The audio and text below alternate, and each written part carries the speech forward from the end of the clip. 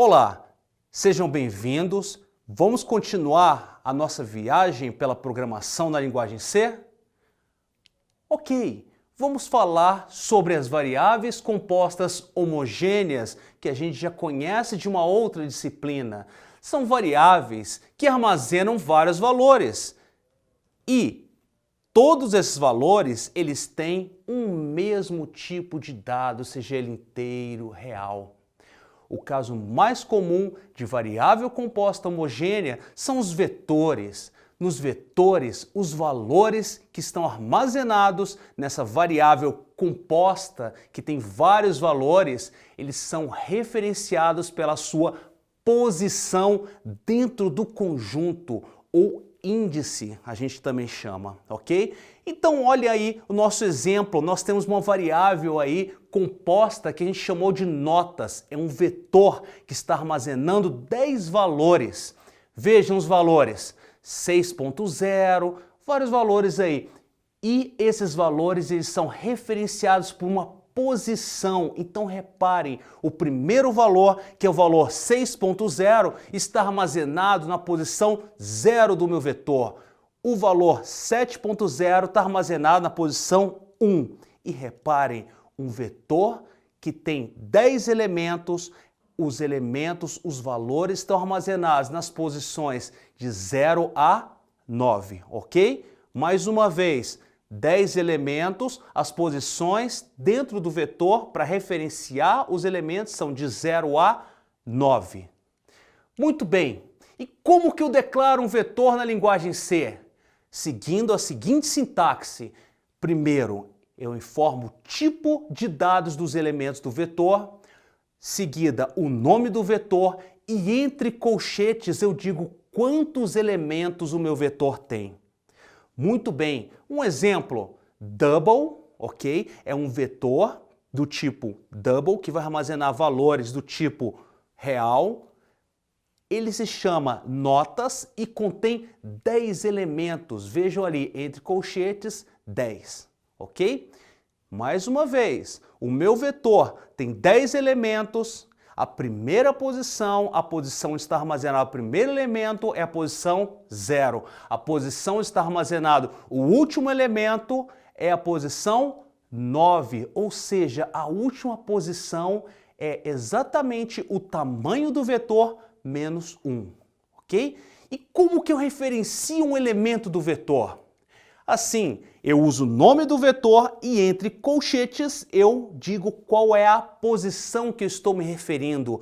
Por exemplo, se eu quiser guardar um valor lá na posição 4 desse meu vetor notas, eu posso escrever um comando de atribuição notas, entre colchetes, 4 recebe e o valor 5.5, por exemplo. Bem, para o nosso exemplo de notas, vejam aí, eu estou declarando vetor do tipo double para armazenar 10 valores. Temos aí os valores, as posições aonde esses valores estão armazenados, ok? Então, notas na posição 0, eu tenho o valor 6. Notas índice 2, lá na posição 2, eu tenho o valor 9.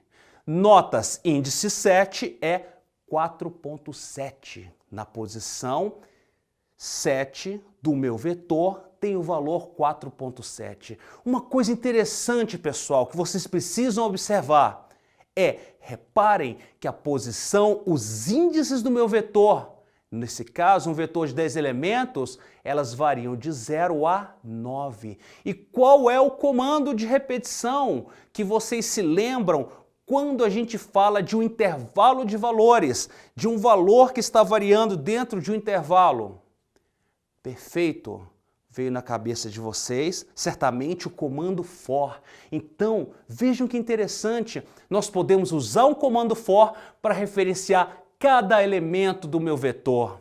Nós podemos construir um for que usa um contador, um indexador que varia de 0 até 9, ok? Ou vocês podem colocar de 0 até um valor que o contador seja menor do que 10. Vamos ver um exemplo.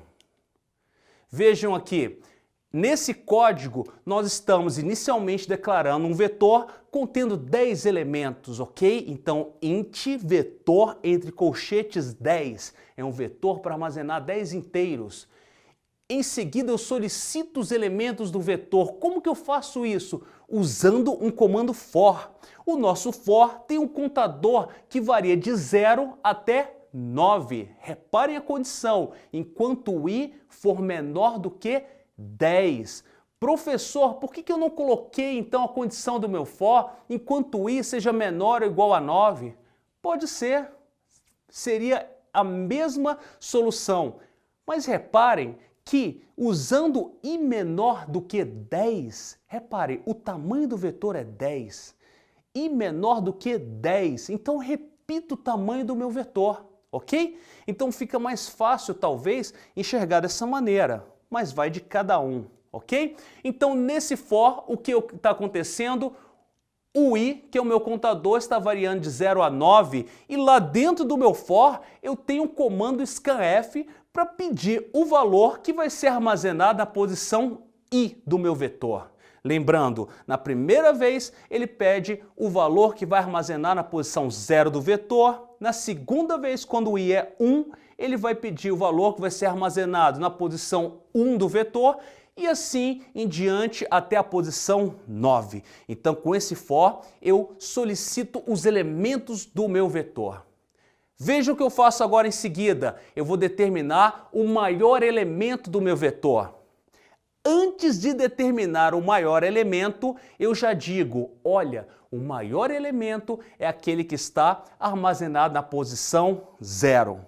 E aí, novamente, eu tenho um for que vai varrer o meu vetor da posição 0 até a posição 9 e, nesse processo, eu vou perguntar se o valor que está armazenado na posição i do meu vetor for maior do que o valor que está armazenado nessa minha variável maior, então o que eu vou fazer? Eu vou armazenar na minha variável maior o valor que está armazenado nessa posição i, ok? Ao final desse laço aí, desse for, você vai ter a sua variável maior armazenando o maior elemento do vetor. O resultado do programa vocês podem observar aí no slide, ok? Esse for vai então determinar o maior elemento do vetor. Perfeito, vamos olhar agora para as cadeias de caracteres, para as strings. Nós sabemos que uma cadeia de caracteres, também conhecida como texto ou string, na linguagem C, ela é um vetor de caracteres. Olha que interessante. Para declarar uma variável para armazenar um texto, então eu escrevo assim, char cadeia entre colchetes a quantidade de caracteres que esse texto vai armazenar. Essa é uma variável do tipo char. É um vetor cujos elementos são do tipo char, caractere. Agora vejam que interessante, pessoal. Por ser um vetor, cada caractere aí da minha cadeia pode ser referenciado individualmente. Vejam, uma cadeia, um texto é um vetor. Então os meus caracteres, eles estão armazenados lá na posição 0 até o tamanho da cadeia menos 1. Vejam que interessante, é uma propriedade de vetores. Mas atenção, tem um pequeno detalhezinho aqui com relação às cadeias de caracteres em C, tá? Uma cadeia, no entanto, quando você declara ali, por exemplo, que a sua cadeia tem capacidade para 50 caracteres, significa eu posso armazenar até 50 caracteres. Com um porém, a minha cadeia pode ter bem menos caracteres. E o C, ele utiliza uma notação, um caractere especial para indicar o fim da cadeia, que é o caractere /0. Então veja essa figurinha que eu coloquei para vocês. A minha cadeia, eu posso ter declarado ela com 50 caracteres, mas se eu estou armazenando nela A, B, C, D, o que o C vai guardar é A, B, C, D, esses 4 caracteres, e o caractere /0 para indicar o fim da cadeia. Os outros caracteres dessa desse conjunto de 50 caracteres, pessoal, vai estar guardando lixo, ok? Então, muito cuidado. Para percorrer os caracteres de uma cadeia, eu uso um for como que vocês estão vendo aí na tela. O meu contador i vai variar de 0, ok? Eu não posso ir até o fim da cadeia. Eu tenho que verificar a minha condição da repetição enquanto o caractere na posição i for diferente do /0, ok? Esse é o for que eu uso para mostrar cada um dos elementos, cada um dos caracteres da minha cadeia. Vejam aí esse código, ok? Esse código eu posso usar ele para determinar o tamanho da minha cadeia. Vejam lá, eu tenho a minha cadeia inicialmente declarando ela como um vetor que armazena 50 caracteres. Olha a observação que eu coloquei aí no slide. A minha cadeia tem capacidade para 50 caracteres. No entanto, reparem, eu tenho espaço para 49 caracteres, mais o caractere /0, fim de cadeia. Atenção, hein? Eu não armazeno 50 caracteres, eu armazeno 49 mais o /0. Eu sempre tenho que lembrar desse espaço para armazenar o /0, ok? Em seguida, eu solicito a cadeia ao usuário usando o comando gets. Então, gets cadeia, ele vai informar aí uma palavra ou uma frase, ok? E aí, logo em seguida, vem um código para determinar o tamanho da cadeia. Reparem, antes de fazer qualquer coisa, eu digo o tamanho da cadeia é 0. E eu uso um while que vai dizer cadeia, reparem, eu estou usando o tamanho como contador. Enquanto cadeia na posição tamanho for diferente de 0, ok? O que eu faço com o tamanho? Aumento em 1. Vamos olhar. O que esse while faz? Primeira vez que ele chega, tamanho é 0, ok? Então ele está olhando para cadeia na posição 0. Se cadeia na posição 0 for diferente desse caractere de fim de cadeia, o que ele vai fazer? Tamanho mais, ou seja, tamanho passa a ser 1. Então, no próximo passo, ele vai perguntar se cadeia na posição 1 for diferente do /0, incrementa novamente e vai fazer isso até a hora que ele encontrar o caractere de /0. No final desse processo, você vai ter na variável tamanho a quantidade de caracteres da sua cadeia, ok? Tenta executar esse código usando a execução passo a passo, ok? Como curiosidade, esse mesmo while, ele é equivalente a esse outro que eu coloquei aí do lado. Vejam só que interessante. Reparem, a condição do while, ela é verdadeira se ela for qualquer coisa diferente de 0, correto? Então eu posso escrever esse while todinho da seguinte maneira: enquanto cadeia na posição tamanho, ok? Incrementando o tamanho ali dentro do while, ponto e vírgula. Então ele fica nessa repetição e só vai sair quando? Quando ele olhar para cadeia, índice tamanho, e nessa posição indicada por tamanho, você tiver o valor 0. É um pouquinho complicado, mas analisem com cuidado. Programadores C experientes costumam usar esse tipo de construção um pouco estranha, um pouco obscura, mas bastante eficiente, ok? Vamos lá. Nós podemos usar aquele nosso while para determinar o tamanho de uma string ou podemos usar uma função da biblioteca. A nossa biblioteca do C já tem uma função que retorna o tamanho da string, que é a função strlen. Nós temos também outras funções, como a strcmp, que você pode usar para comparar duas strings. strcmp, ela vai retornar 0 se as duas strings que estão sendo comparadas forem iguais. Vai retornar 1 se a primeira string for maior do que a segunda, fazendo comparação alfabética. Se a segunda for maior, essa função vai retornar -1, ok? Temos também a função strcpy, tá joia? Que você usa para copiar os caracteres que estão numa string para outra, ok? E strcat, que também você usa para concatenar uma string em outra. O que é concatenar? É pegar esses caracteres que estão nessa segunda string e acrescentar nessa primeira string, ok? Aí vocês podem ver no slide alguns exemplos de uso dessas funções. Vamos ver isso com um exemplo. Vejam esse exemplo. Eu estou declarando duas cadeias. Cadeia 1, que é um vetor com capacidade para 10 caracteres, e eu estou armazenando os caracteres 1, 2, 3 e 4. Percebam, pessoal, olhem a figurinha que eu coloquei aí.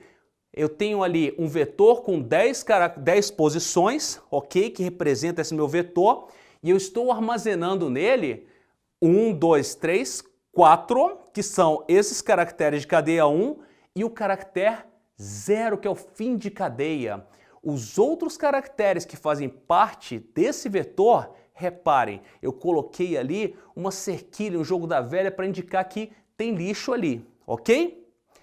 A segunda variável minha, cadeia 2, eu estou declarando ela com o tamanho de 5 caracteres. E reparem, estou guardando nela 4 caracteres. Opa! 4 caracteres? Não, são 4 caracteres, 5, 6, 7, 8 e o caractere /0. Então vejam, se eu quero armazenar 4 caracteres em uma cadeia, ok? Eu tenho que declarar ela com o tamanho 5. E veja o que o código faz. Inicialmente, eu estou mostrando o que está armazenado em cadeia 1, ok? Então, eu vou mostrar 1, 2, 3, 4. Em seguida, eu vou mostrar o que está armazenado em cadeia 2, 5, 6, 7, 8. Na linha de baixo, eu tenho a função strcat, que o que eu estou fazendo? Estou pegando o que está em cadeia 2 e concatenando em cadeia 1. Então, cadeia 1, agora, no comando printf de baixo, vai conter o quê? 1, 2, 3, 4 e o que tinha em cadeia 2, 5, 6, 7, 8. Tá joia? É uma concatenação de strings. No comando seguinte, eu estou colocando em cadeia 1 com o comando strcopy os caracteres 5, 6, 7, 8. E em seguida, eu estou usando a função strcmp para comparar o que está em cadeia 1 com o que está em cadeia 2. Ora, se cadeia 1 está guardando 5, 6, 7, 8, vai conter os mesmos caracteres que cadeia 2. E nesse caso, strcmp vai retornar 0, como vocês podem observar aí no slide. Por quê? Porque as cadeias guardam os mesmos caracteres, ok? Por fim, eu estou chamando aí a função strlen para saber quantos caracteres eu tenho na cadeia 1, e ele vai me retornar 4, ok? Vamos voltar novamente para as nossas variáveis compostas homogêneas, que nós sabemos são variáveis que armazenam vários valores. Todos esses valores têm o mesmo tipo de dados. Eles podem ser inteiro, podem ser real, ok? Mas vamos olhar para um outro tipo de variável composto, que são as matrizes. O que são matrizes? É uma extensão de vetores, tá joia? No caso das matrizes, os valores agora são referenciados por 2 índices, linha e coluna. Então reparem a figurinha aí. Você tem uma matriz de 2 linhas e 3 colunas, ok? Importante dizer, a primeira linha está na posição 0. A primeira linha é 0. A primeira coluna é 0. Então, igual vetores, a gente começa a contagem das posições com 0. Muito bem, e como que eu declaro uma matriz? É muito parecido com a declaração de vetores. Vejam lá, o que eu faço a mais é colocar mais um par de colchetes que vai ser uma segunda dimensão. Então, quando declaro uma matriz, eu coloco primeiro colchetes para indicar o número de linhas da matriz e o segundo colchetes para indicar o número de colunas. Então, se eu quiser declarar uma matriz de inteiros que vai ter 2 linhas e 3 colunas, eu escrevo int, o nome da minha matriz, ok? Entre os primeiros colchetes, 2, que é o número de linhas, e nos segundos colchetes, 3, que é o número de colunas, ok? Como que eu referencio um elemento da matriz? Simples também, eu uso o nome da matriz, mas nesse caso eu especifico 2 posições. Cada posição, a linha primeiro, a coluna em segundo, está entre colchetes. Então eu posso, por exemplo, escrever um comando de atribuição com minha matriz, na linha 1 e na coluna 2, recebe o valor 60, ok?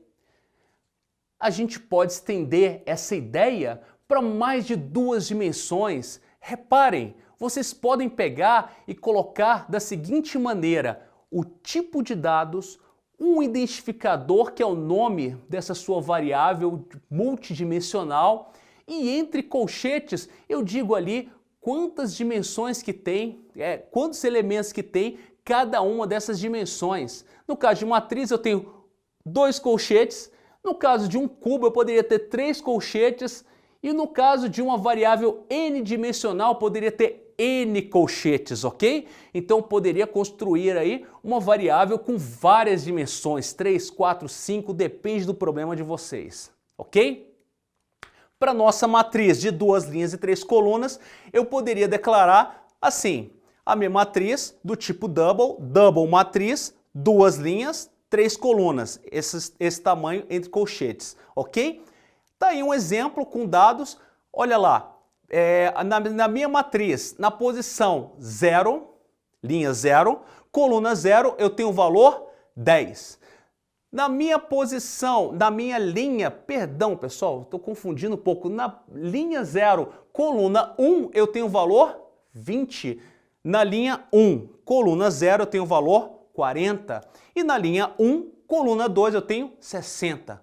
Vejam, agora na minha matriz eu uso 2 indexadores, a linha e a coluna. E reparem, pessoal, eu posso utilizar novamente um comando for para percorrer os elementos da matriz. Na verdade, é um for dentro de outro. E eu faço assim, para a linha de 0 até o tamanho, a quantidade de linhas, faça. Aí eu venho um for, para cada valor de linha, eu percorro a coluna de 0 até o tamanho, o número de colunas, ok? É um for dentro de outro. Antes da gente mostrar um exemplo, vamos ver isso aqui. Nós podemos inicializar um vetor e uma matriz também. É simples você inicializar um vetor. Você declara o vetor, ok? Como double vetor, 6 elementos, recebe, e aí você coloca os valores que o vetor vai armazenar entre chaves, e os valores entre as chaves separados por vírgula, ok? Com essa declaração, você vai construir esse vetorzinho que vocês estão observando aí na tela. Para uma matriz é parecido, eu posso declarar a minha matriz e os elementos de uma linha eu coloco entre chaves, ok? Por exemplo, 1, 2 e 3. Os elementos da segunda linha eu coloco também entre chaves, 4, 5 e 6.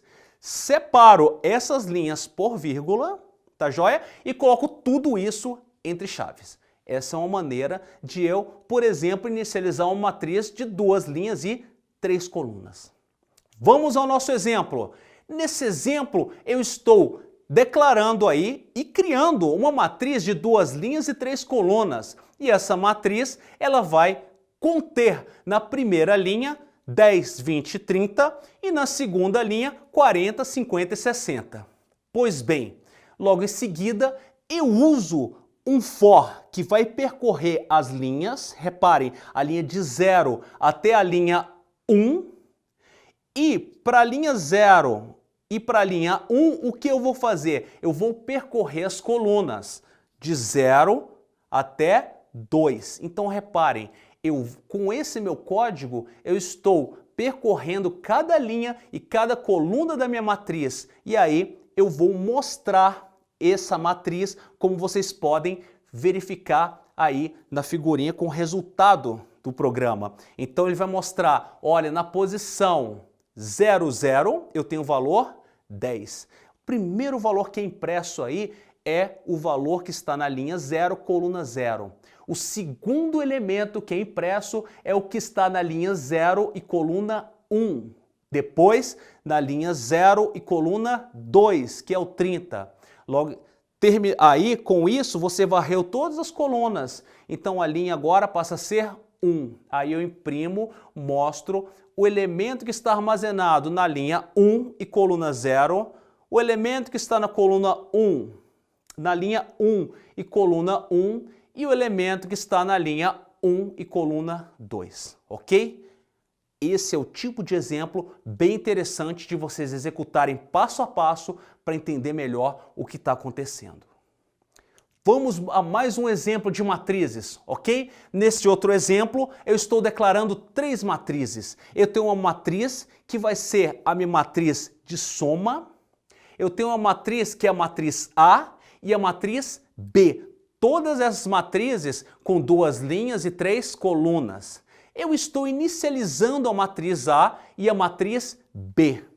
E mais uma vez eu estou usando um for dentro de um for para varrer as 2 linhas, as 3 colunas, tanto das 2 matrizes, ok? Para fazer a soma. Reparem, eu estou varrendo as linhas, varrendo as colunas e lá dentro eu digo, olha, na posição dada por essa linha atual e essa coluna atual da matriz soma, eu vou guardar o valor que está armazenado nessa linha, nessa coluna da matriz A, mais o valor que está armazenado nessa mesma linha e coluna da matriz B. Então estou computando, determinando a minha matriz de soma, ok? E logo em seguida eu mostro na tela qual foi o valor armazenado na minha matriz de soma.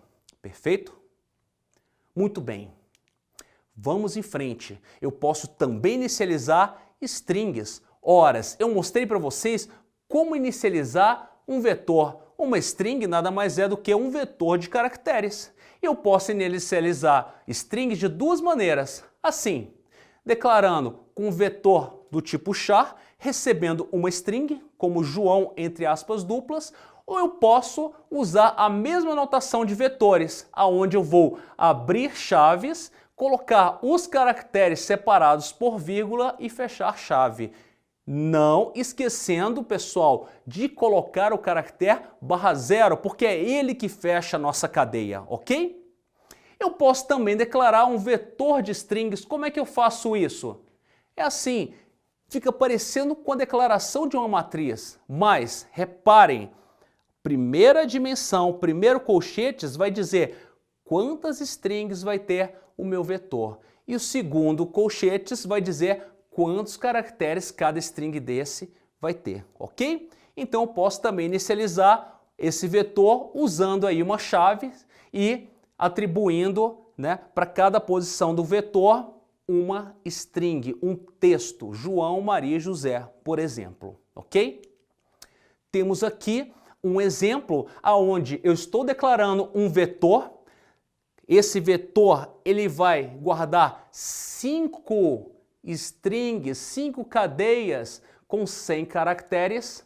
Cuidado, na verdade não são 100 caracteres, são 90 caracteres mais o caractere /0, lembram?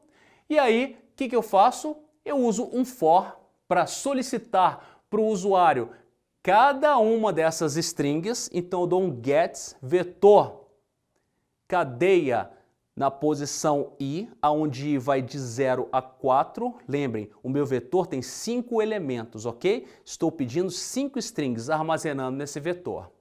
E logo em seguida eu mostro quais foram essas cadeias que foram digitadas, ok? O importante nesse exemplo é só vocês conhecerem como declarar um vetor de strings. Perfeito?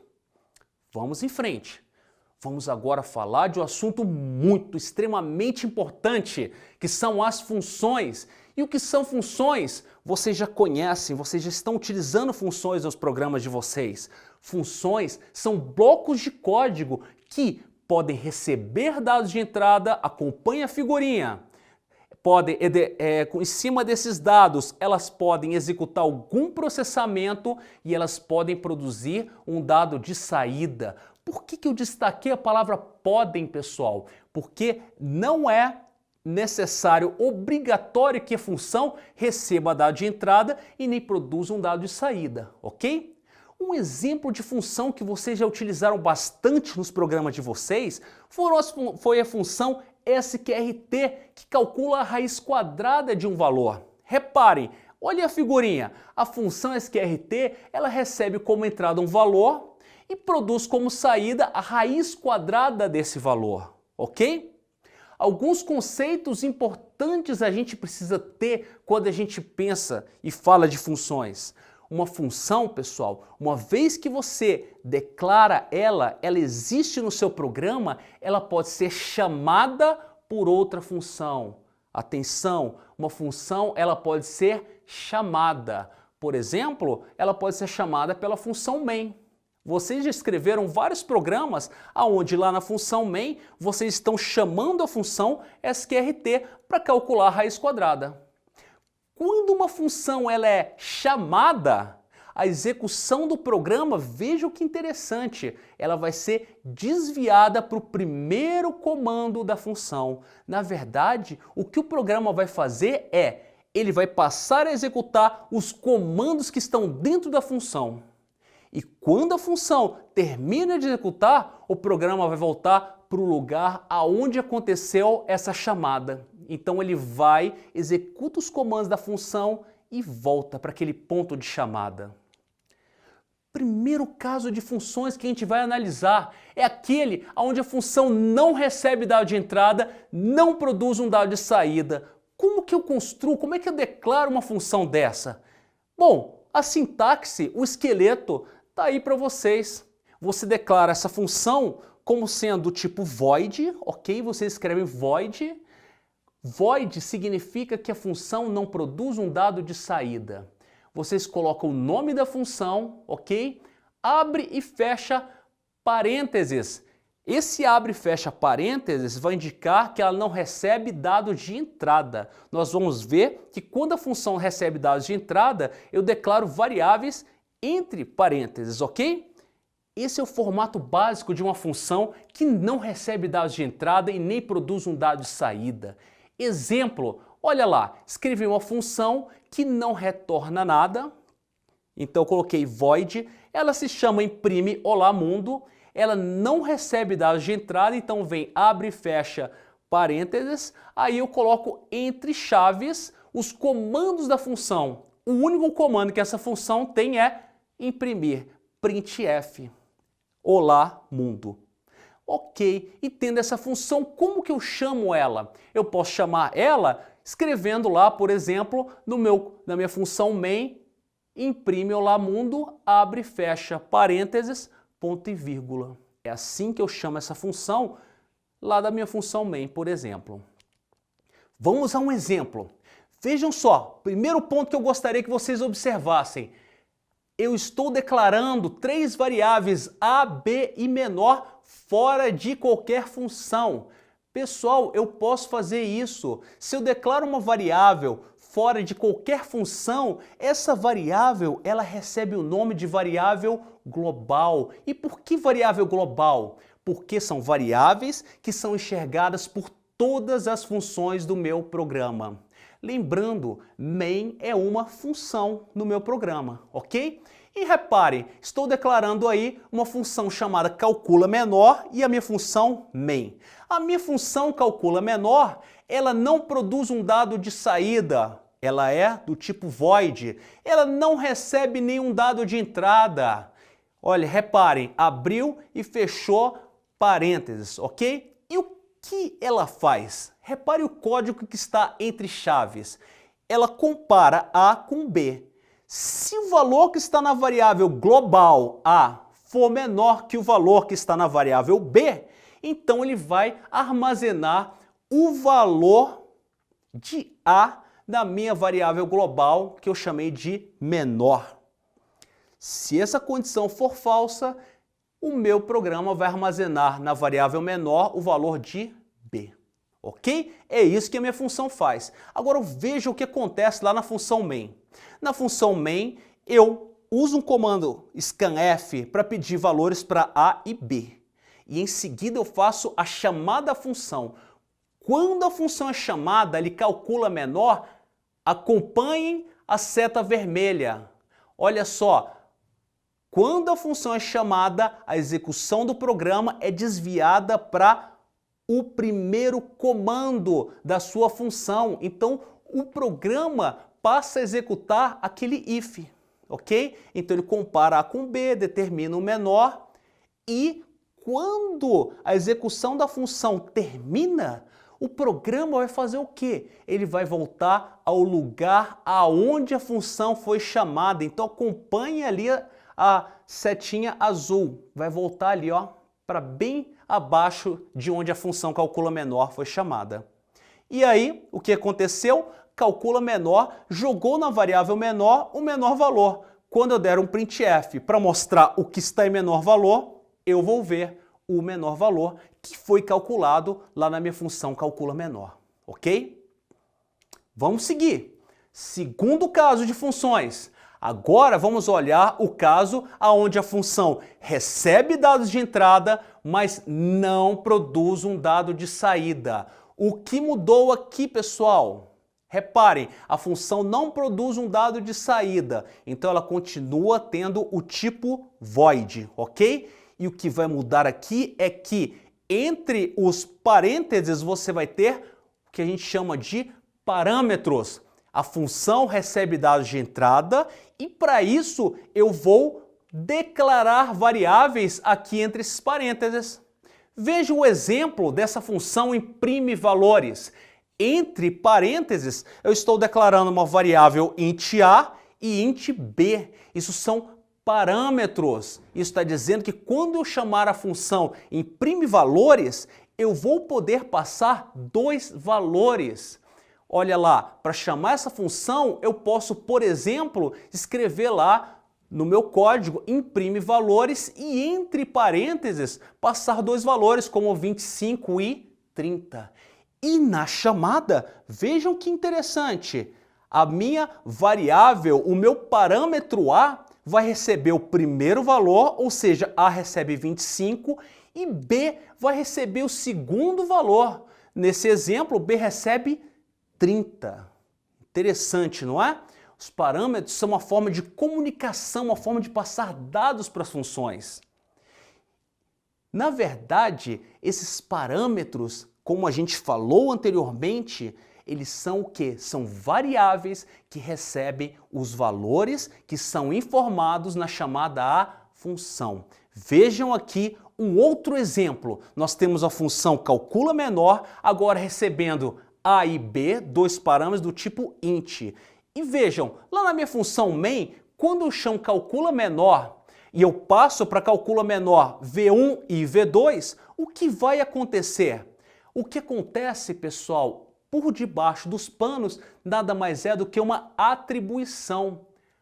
A recebe V1 e B recebe V2. Importante dizer para vocês que V1 e A são variáveis distintas, V2 e B são variáveis distintas, ok? Acontece uma atribuição. E como está sendo passado para a nossa função, para os nossos parâmetros, os valores armazenados em V1 e V2, nesse caso, nós dizemos que o que está acontecendo é uma passagem de parâmetros por valor. A passagem de parâmetros por valor vai acontecer quando a gente tiver parâmetros de tipo simples, como int e double, por exemplo. Vamos lá! Agora vamos olhar novamente para o nosso programa com calcula menor. O que mudou? Reparem, A e B já não são mais variáveis globais. Eu sumi com as variáveis globais A e B e coloquei em calcula menor dois parâmetros chamados A e B, ok? E a minha função calcula menor vai trabalhar com esse a e b que eu estou passando para a função. Repare que eu ainda mantive a variável menor como variável global. Então, a minha variável menor, que é global, que é enxergada por calcula menor e também por main, ela vai receber o menor de a e b. Detalhe, pessoal, a e b eu posso dizer que são variáveis locais, só são vistas, só são enxergadas, só existem dentro da função calcula menor. E da mesma maneira, reparem lá na função main, eu declarei duas variáveis, v1 e v2. Essas variáveis que estão dentro da função main são variáveis locais, só existem, só são enxergadas dentro da função main. Não adianta eu querer lá em calcula menor fazer uma referência a v1. Eu não vou ver essa variável, ela só existe dentro de main. Reparem o que mudou aqui. Eu estou agora na função main pedindo os valores de v1 e v2. Quando eu chamar a função calcula menor, eu estou passando os valores de v1 e v2. E o que acontece? Igual o exemplo anterior, a execução do programa vai passar para o primeiro comando, primeira instrução da função calcula menor. Mas antes disso acontecer, vai acontecer uma atribuição por debaixo dos panos. A variável a vai receber o que está armazenado em v1 e a variável b, ou melhor dizendo, o parâmetro b, vai receber o que está na variável v2. Ele vai processar os comandos da função e quando terminar a execução da função, o programa vai retornar para o lugar aonde aconteceu a chamada. Então, acompanhe novamente a setinha azul, ok? Reparem, o programa faz a mesma coisa que o anterior, com a diferença de que a gente eliminou as variáveis globais a e b e introduziu novas variáveis locais v1 e v2, ok? Vamos então agora para o caso mais avançado, que é o terceiro caso, onde a função ela recebe dados de entrada e também produz um dado de saída. O que vai mudar aqui? O que vai mudar é que a nossa função, ao invés de dizer que ela tem o tipo void, que significa vazio, eu vou colocar ali um tipo que vai ser o tipo do valor do dado de saída produzido por essa função. E como que eu faço para retornar um dado de saída? Usando um comando bem específico, return. Eu escrevo return e uma expressão. Essa expressão vai ser resolvida e ela tem que produzir um valor que tenha o mesmo tipo que esse tipo que você está declarando a função, ok? Vejam esse exemplo. Eu estou declarando uma função calcula hipotenusa, que tem o tipo double, ela vai retornar um valor do tipo double. Ela recebe dois valores do tipo double, que é o cateto A e o cateto B. E aí, dentro da minha função, eu declaro uma variável chamada hipotenusa, que vai receber a raiz quadrada do cateto A ao quadrado mais o cateto B ao quadrado. É a nossa fórmula para calcular a hipotenusa. E reparem, depois que a variável hipotenusa recebe essa conta, essa expressão, eu dou um comando return hipotenusa. Com esse return, a minha função vai retornar o valor que está armazenado na minha variável hipotenusa.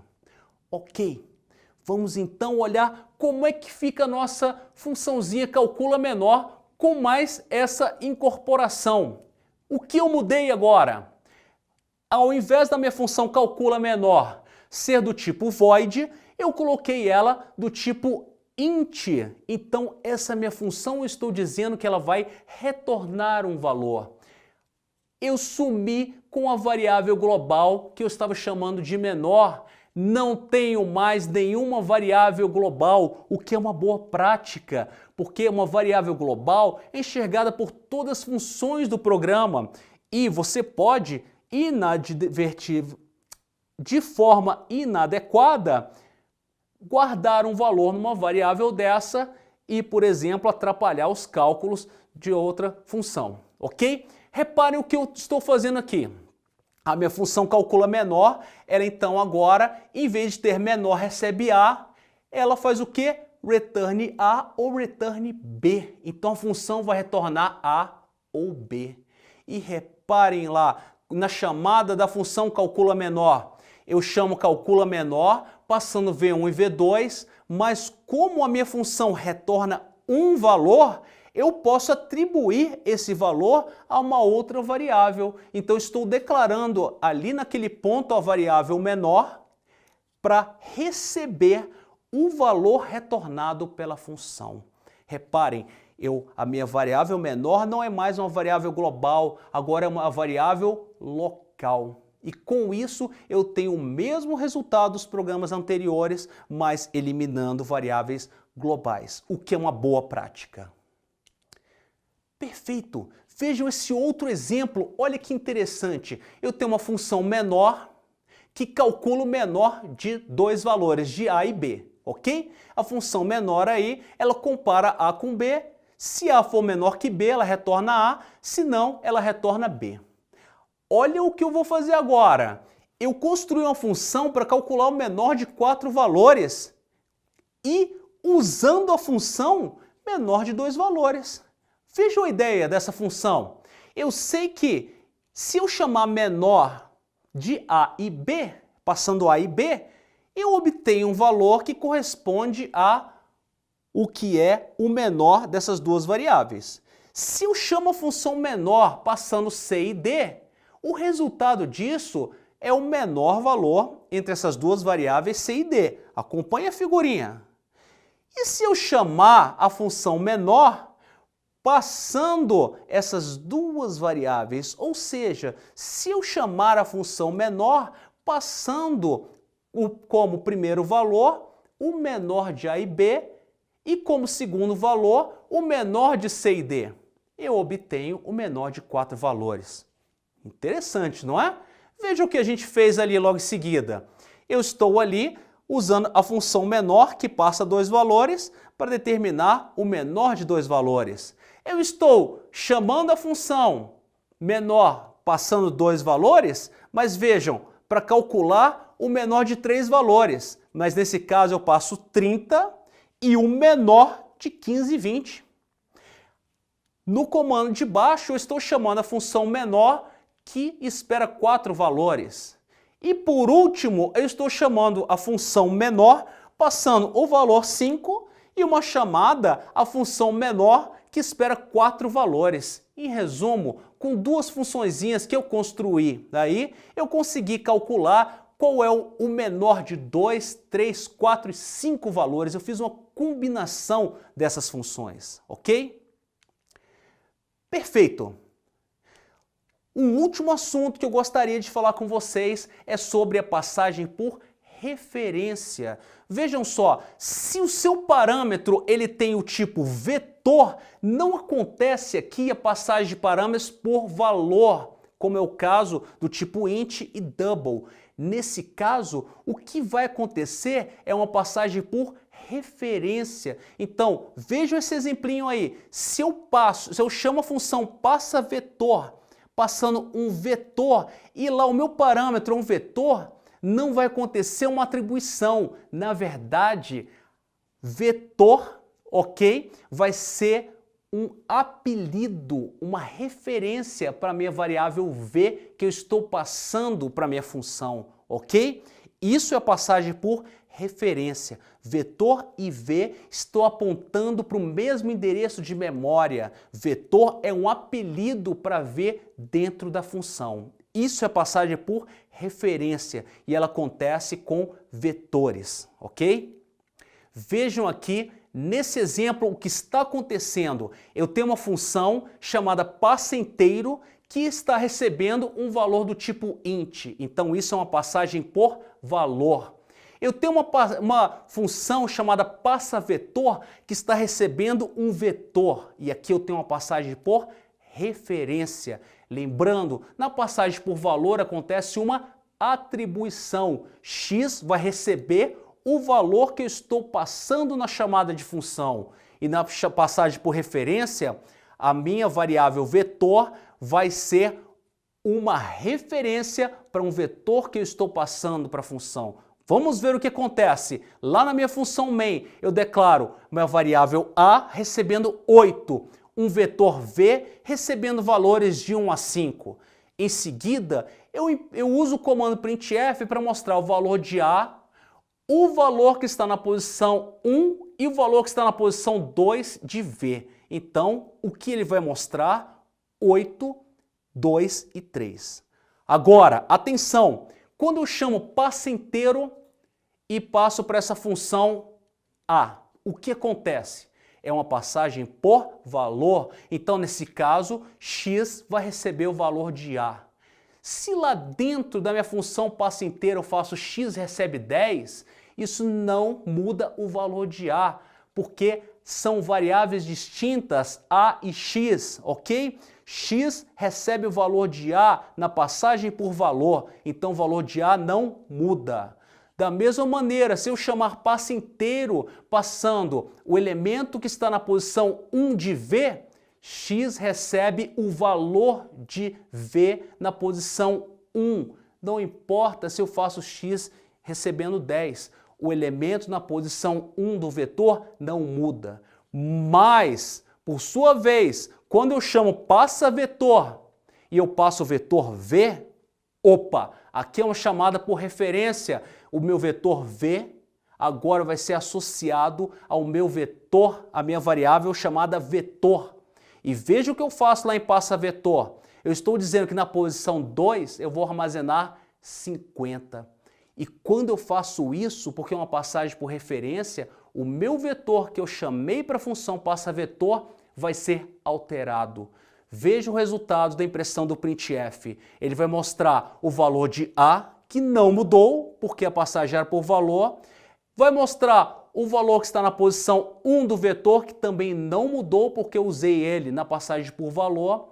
E o valor que está na posição 2, que mudou quando eu chamei passa vetor por referência, ok? Atenção, estudem com cuidado esse exemplo para entender a diferença, ok?